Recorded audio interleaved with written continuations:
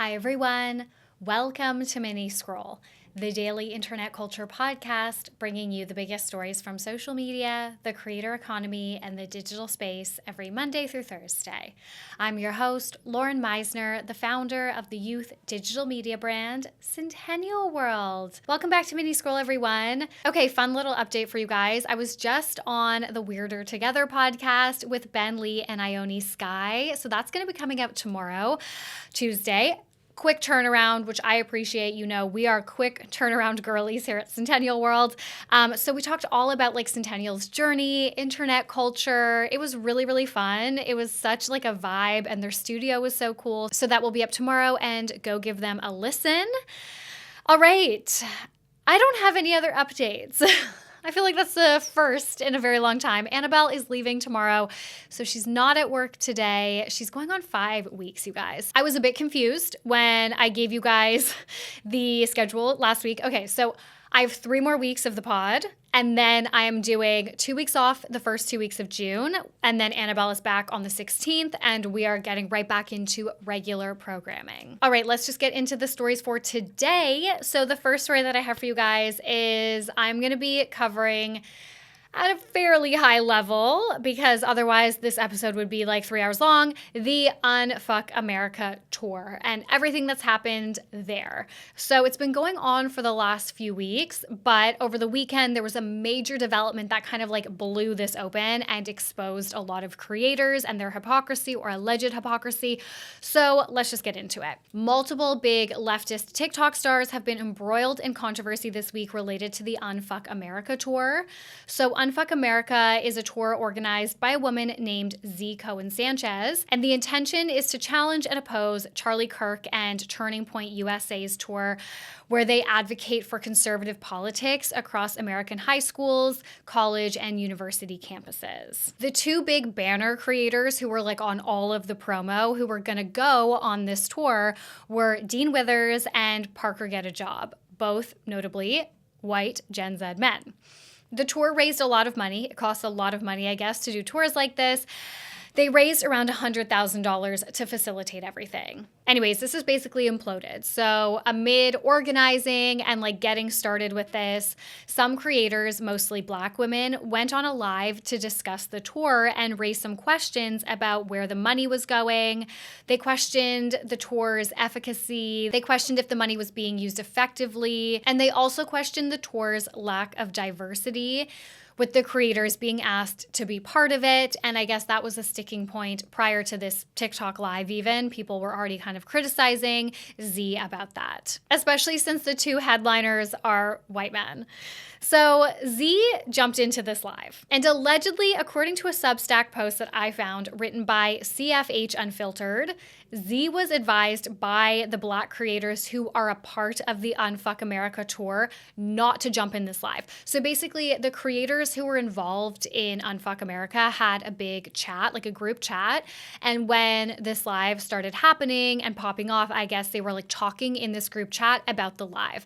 And presumably, according to this Substack, I'm going to like assume that based on the information from this Substack and what ended up happening was that Z was talking to people in this chat like, you know, I'm going to jump in. And then some of the creators, particularly Black women, were like, don't jump in. Like, this is not your place. But I guess she did jump in. During this discussion on live, Z made several comments that people deemed racist or microaggressive. And there are also allegations floating around at the same time that Z didn't pay the creators who were on this tour, particularly the creators who were not white. Because of the comments she made on this live, and also because of the allegations that she was not paying people, there was this public pressure from other creators participating in the Unfuck America tour to address this, especially because a lot of them were asking their followers to donate to, like, that is, I guess, where a lot of the $100,000 came from, was like donations from followers. So a few of the creators made videos condemning her comments and claiming that they had called Z out directly in this big group chat when that happened. And Andra, whose username is Hope You Find Your Dad, I am sure you guys know her because she is like a pop culture commentary mixed with like political commentary creator. She's quite big. She was one of them. Others made videos explaining their involvement or like lack thereof, trying to distance themselves from Z, because Z was not She was not apologizing. She was not really taking the feedback or the criticism about how she acted on the live well. So this really blew up this weekend when creator Peyton Vanest, who was part of this tour, made a lengthy expose video sharing receipts that show many of the creators and how they claimed to have called out Z. He brought receipts that showed they were allegedly lying about that. For example, Andra said in a video that she had cut Z off and she was getting in fights in the group chat about this whole situation, basically saying I was defending what was right, I was calling her out for her racism.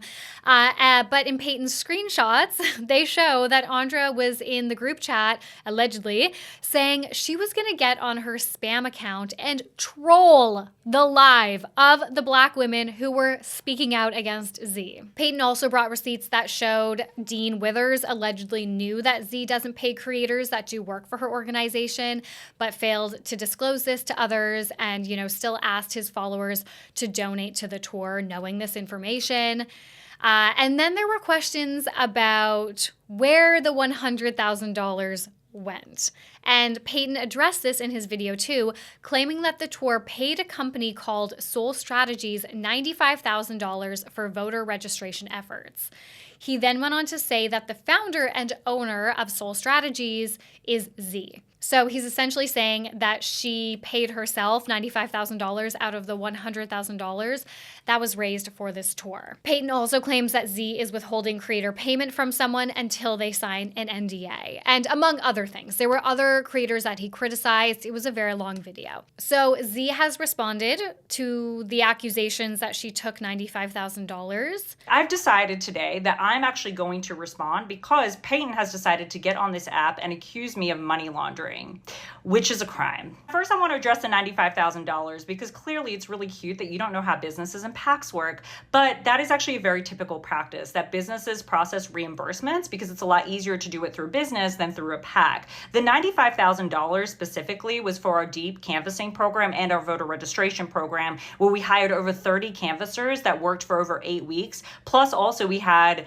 a phone banking program as well, which was very successful. And if you want to see the receipts from that too, I'm happy to share those.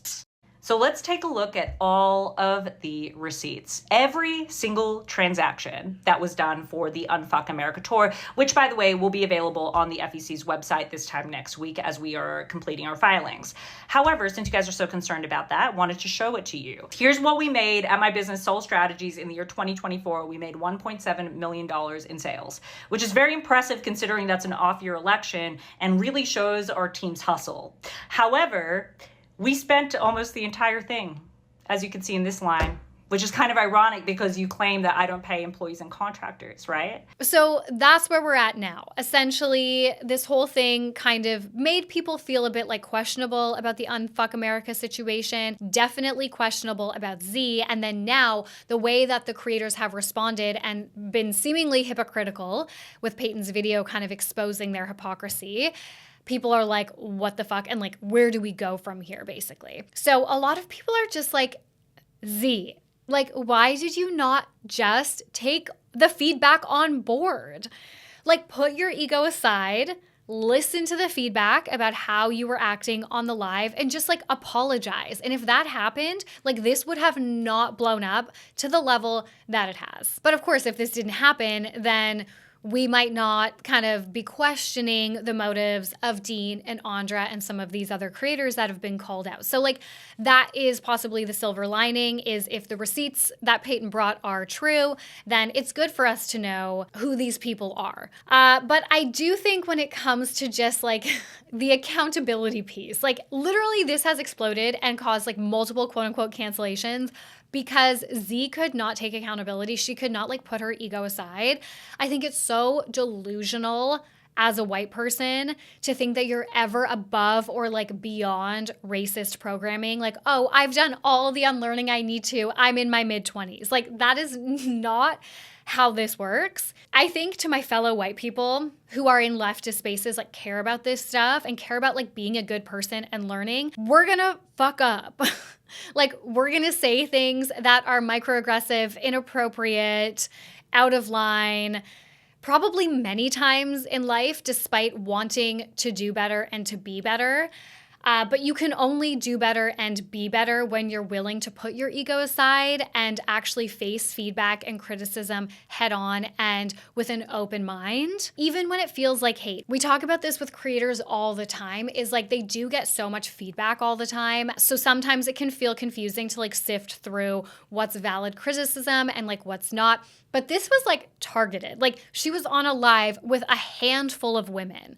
Like this was not, some viral video where you just can't keep up with the comment section. This was like a handful of women.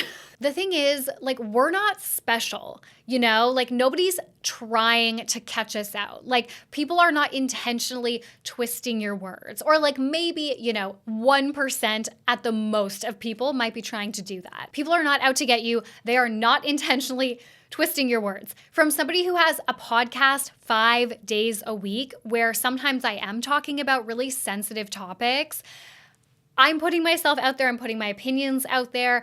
I can tell you, I don't have the biggest audience, but we are growing a lot. And I can tell you, like, people are not, the feedback that we get, like, people are not intentionally trying to, like, call you out. They're not trying to twist your words. They want you to succeed. They want to lift you up. And people also want to forgive you. Like, I don't know, just put your ego aside. I don't understand. Because it's not even like, oh, just say sorry. Because you shouldn't say sorry if you are not sorry. Like you shouldn't say sorry if you are just saying it in a performative way. So I'm not sitting here saying she should have just said sorry. I'm sitting here thinking like, put your ego aside so you can own that mistake. Do you know how fucking annoying it is to be friends with somebody who can never be wrong? Like we all know that feeling. You are being that.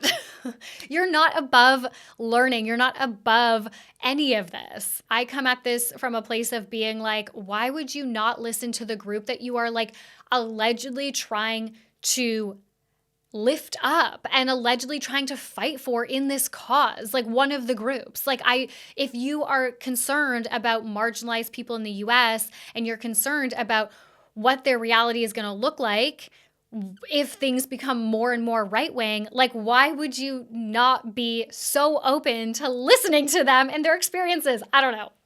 What the fuck?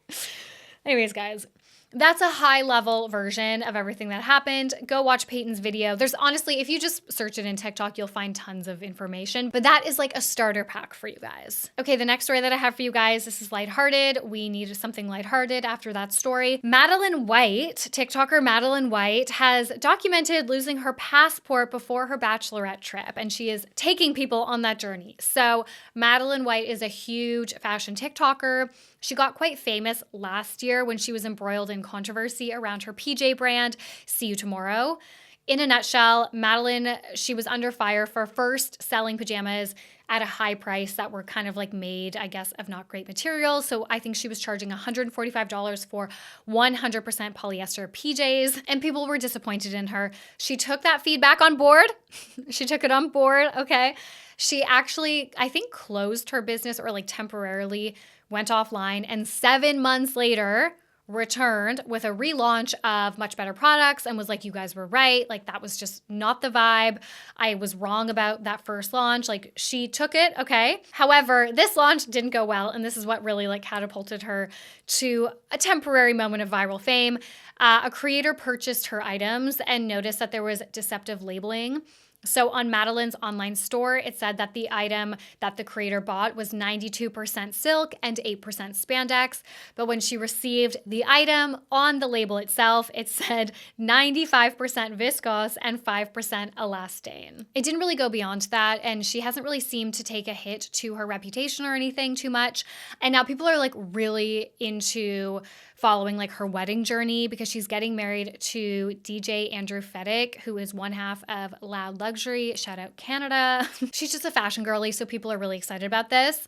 So a few days ago, Madeleine posted a video saying she was supposed to leave for her bachelorette trip in Cabo in 9 hours, and she was desperately searching for her passport. And unfortunately, a day later, she posted an update crying, saying her passport was nowhere to be found and she must have misplaced it coming back from a recent trip to Miami. The comments were shit fire, if you can imagine. People being like, you're rich, you don't deserve to cry. Like, what do you have to cry about? People saying, you shouldn't be expecting your friends and family to pay for a trip that expensive to a different country for a bachelorette trip. Other people basically saying she deserves it because she expected that of people. A lot of comments about how you can enter and re-enter Cabo without a passport, I guess, through the US border. But she's British, so she can't. Like, I think she lives in LA, but regardless, if she doesn't have a US like citizenship, I guess she can't. Anyways, a dumpster fire. So she was responding to some of these comments, and the main thing she was responding was to people being like, you deserve this because you tried to get your friends to go to a different country for your bachelorette trip. And she was like, I actually paid for the whole thing. She's going in, defending herself, responding to so many comments. She's like, well, actually, I paid for the whole thing, including flights, but thanks for your concern. I like that she's defending herself. I think there's so many assumptions online. Like, that is one of the biggest issues that we have with communication online on social platforms like this, especially TikTok in the comment sections. It's just like the amount of assumptions that people throw out about you when they actually have no idea. And I get it, like, I've never been on a bachelorette trip that was like paid for by the bride. So I understand that's like a very unique situation, but I like that she was defending herself. I like that she was paying for her friends. But yes, so don't worry though. She was able to go on her trip. Her fiance sent Madeleine and her friends to Vegas to say, sorry that you didn't get to go to Cabo. You're going to go to Vegas instead. And he sent her on a private jet. Goals: bad for the environment, good for the content. Anyways, the next story that I have for you guys, this is a bit of speculation, kind of. It's really interesting, actually. And I literally just said on the Weirder Together podcast that I don't cover speculation, but I guess I'm also hypocritical. Okay, so Catherine Paiz has seemingly opened up about Austin McBroom's cheating on her in her new book. And the reason this is speculative, so she has confirmed in the past that he cheated on her, but the confirmation and like her talking about it in this book is speculative, and I'll talk about why. So Catherine is from the Ace family. Obviously, Austin is from the Ace family. They were married for years, had children, had this huge YouTube channel, and then that all kind of blew up maybe like a year and a half ago. And Austin has been like going off the deep end on Snapchat. We've talked about that a little bit. And Catherine has also been going on her own journey. I'm going to say like a bit of like a pipeline she's headed down. But yes, they have been divorced or separated for a while. And she has a book coming out called Dolores, My Journey Home, Finding Myself Beyond the Ace Family. It's coming out on July 1st. I actually really want to read this. The internet is basically saying that the first 3 chapters were released online already, like to Reddit and to like Apple Books and stuff. And then it seems like maybe the publisher decided to pull that back. If anyone works in book publishing, let me know what the tea is there. Like, is that common? Why would they release so many chapters and then take it offline? I'm not really sure, but that's the speculative part of this, okay?